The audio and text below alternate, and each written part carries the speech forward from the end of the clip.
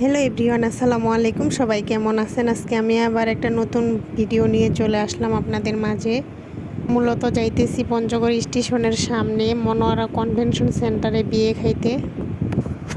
আজকের ওয়েদারটা এত সুন্দর ছিল গাইস, দেখেন আকাশটা মেঘলা মেঘলা, কোনো গরম নাই।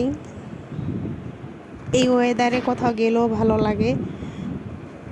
আমাদের বাসায় সবাইকে দাওয়াত দিচ্ছে, কিন্তু আমাদের বাসা থেকে কেউ তেমন একটা দাওয়াত খেতে পছন্দ করে না।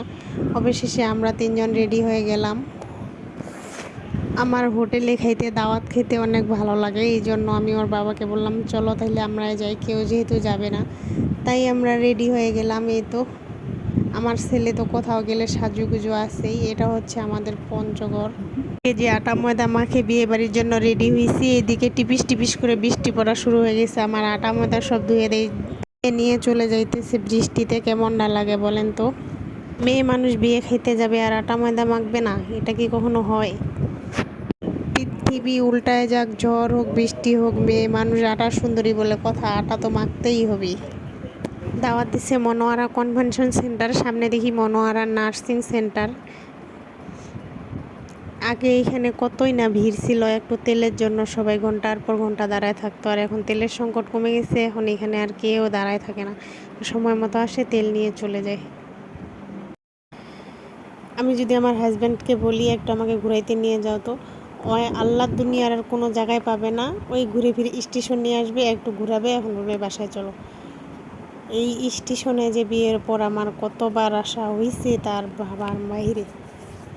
অপেক্ষার প্রহর যেন শেষে হইতেছে না, খুঁজতে খুঁজতে যাইতেছি, কারণ ওই সেন্টারে আমরা কখনো যাই নাই, পাইতেছি না। এইখানে ওইখানে দুই চোখ দিয়ে দেখতে দেখতে দেখতে দেখতে দেখতে দেখতে ফাইনালি মনে হয় একটা দেখা পাইলাম, ওই যে মনোয়ারা কনভেনশন সেন্টার পাই গেছি। এখানে অনেক গাড়ি টাড়ি অনেক কিছু দেখা যাইতেছে, ভাবলাম যে এটাই। ওর বাবা বলতেছে হইলেও হবে, না হইলে নেই, যেখানে দাওয়াত পাবো ওইখানে খায় দায় দান দিয়া চলে যাবো। বিষয়টা কি অদ্ভুত না? খুঁজতে খুঁজতে হয়রান হয়ে গেছি। এই তো ফাইনালি বাপ বেটা যাইতেছে, আমি পিছন পিছন। এখানে সামনে দেখলাম যে লোকের দাওয়াত, ওই লোক বললো ভিতরে যাও, তখন বুঝলাম যে না ওদেরই। এই তো এখানে খাওয়া দাওয়া শুরু করাই দিছে, আমরা একটু লেটে যায় ফেলছি, এখানে খাওয়া দাওয়া বসাই দিছে।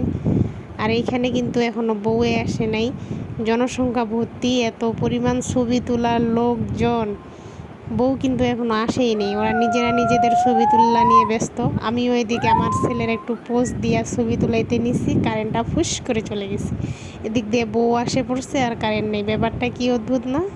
বউ আস্তে আস্তে, বউ যে নকল চোখের পাপড়ি লাগাইছে সুপার গ্লু দিয়ে, মেবি উঠে গেছে। বউ এখন কাকে জানি বলতেছে যে আমার চোখের পাপড়ি উঠে গেছে।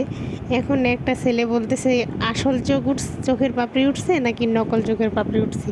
আমরা কি সবাই হাসি?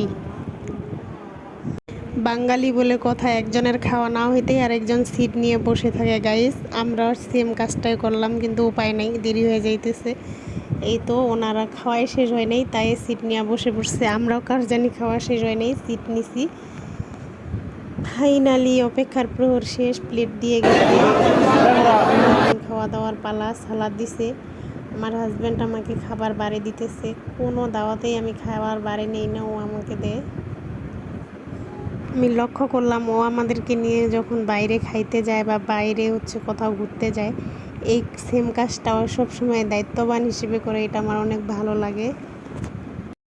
এখন আমি ডান বাম কোনো দিকে তাকাই নেই গাইজ, আমি খালি খাইছি আর খাইছি, এত পরিমাণ খিদা লাগছে। এখানে আবার মজার একটা কাহিনী হয়ে গেছে, আমার সাথে যে দাওয়াত খেতে যায়, আমি আবার পাকিস্তানি মুরগির রোস্ট খাই না, কিন্তু নেই, আমার জামাই অনেক রোস্ট পছন্দ করে, ওর জন্য এই তো আমাকে রোস্ট দিছে। এখন আমি পড়ে গেছি বিপাকে, ওইখানকার ভাতগুলো আমি কি করব, তখন ওকে আমি চুপ করে উঠাই দিয়েছি, কেউ টেরও পায় নাই। এভাবেই ওকে আমি দেই। এটা দিনে হাত ধুইতে যাব, এত পরিমাণ ভিড় বাইরে ভাই, আমি এখন আমার লোকাল বুদ্ধি কাজে লাগিয়ে চলে গেছি বাথরুমে, ওখানে দেখি সাবান আছে, সুন্দরভাবে বেসিনে হাতটা ধুয়ে চলে আসছি। বিষয়টা কি অদ্ভুত তাই না?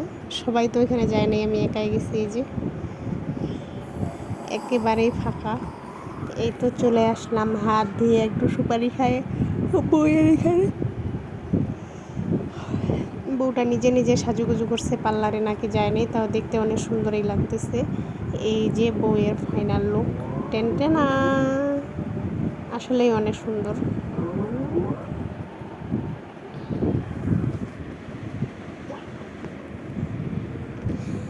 এখন আমাদের বাড়ি যাওয়ার পালা। আজকে এই পর্যন্তই, আল্লাহ হাফেজ।